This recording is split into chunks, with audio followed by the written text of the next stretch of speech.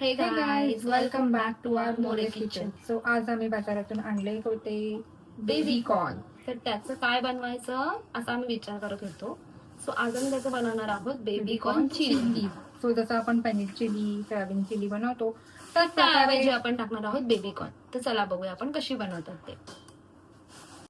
तेल, आले लसूणचा चुरा, मिरची, सिमला मिरची, कांदा, बेसन, बेबी कॉर्न आणि सगळ्या प्रकारचे सॉस. तर एका साईडला आपण कढई गरम करत ठेवलेली आहे. त्या कढईमध्ये मी तेल ॲड करणार आहे. तेल गरम होईपर्यंत आपण बेबी कॉर्न कट करून स्वच्छ धुवून घेऊयात. तर मी इथे बेबी कॉर्नचं पॅकेट घेतलेलं आहे. ते मी आता फोडून त्याला कट करत आहे. तर एक असे बेबी कॉर्न घेऊन स्मॉल साईजमध्ये आपण त्याचे पीसेस करून घेणार आहोत. त्यानंतर आपण एक बाय एक ते साईड बाय साईड आपण ते कट करणार आहोत. त्यानंतर आपण ते एका टोपामध्ये पाणी घेऊन त्या टोपामध्ये धुवून घेणार आहोत. जास्त प्रेशर नाही द्यायचं आहे, हलक्या हाताने ते धुवून घ्यायचं आहे.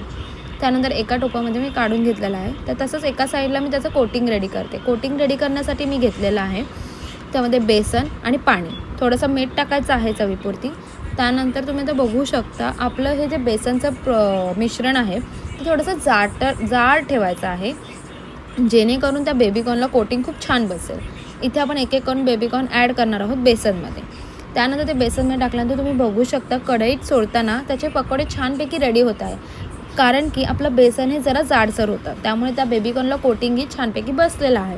कवर त्याचा रेडी होत आहे. तुम्ही बघू शकता बेबीकॉर्न पकोडे इथे रेडी आहेत. त्यानंतर आपण एका साईडला गॅस पुन्हा चालू करणार आहोत आणि त्याच्यावर आपण एक कढई फोडणीसाठी ठेवणार आहोत. कढई ठेवली आहे, त्यामध्ये मी ज्यामध्ये बेबीकॉर्न पकोडे फ्राय करून घेतले तेच तेल यूज करत आहे. ते तेल टाकून त्याच्यामध्ये आलं लसूणचा भरडा टाकणार आहे. नंतर मिरची टाकलेली होती. त्यानंतर मी त्याच्यामध्ये ॲड केला आहे कांदाही छानपैकी लालसर पिंक झालेला आहे. त्यानंतर मी त्यामध्ये सिमला मिरची ॲड केलेली आहे. सिमला मिरची ॲड केल्यानंतर छानपैकी मिक्स करून घ्यायचं आहे. त्यानंतर 2 मिनिटं आपण झाकण ठेवून देणार आहोत. झाकणही मी आता ते काढून घेतलेलं आहे.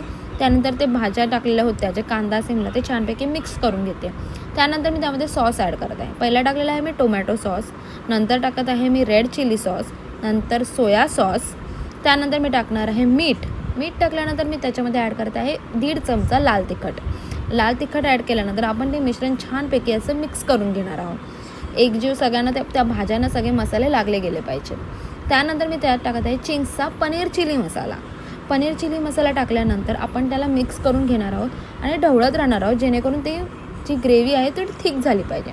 थिक झाल्यानंतर आपण त्याच्यामध्ये बेबी कॉर्नचे जे पकोडे करून घेतले होते ते आपण त्याच्यामध्ये ॲड करून ते मस्तपैकी असं मिक्स करून घेणार आहोत खाली वर करून, जेणेकरून सॉसचं जे मिश्रण आहे, सॉस भाज्या ते त्या बेबी कॉर्नला लागल्या पाहिजेत. त्यानंतर मी त्याच्यामध्ये कोथिंबीर ॲड करून अशा प्रकारे आपले बेबी कॉर्न चिली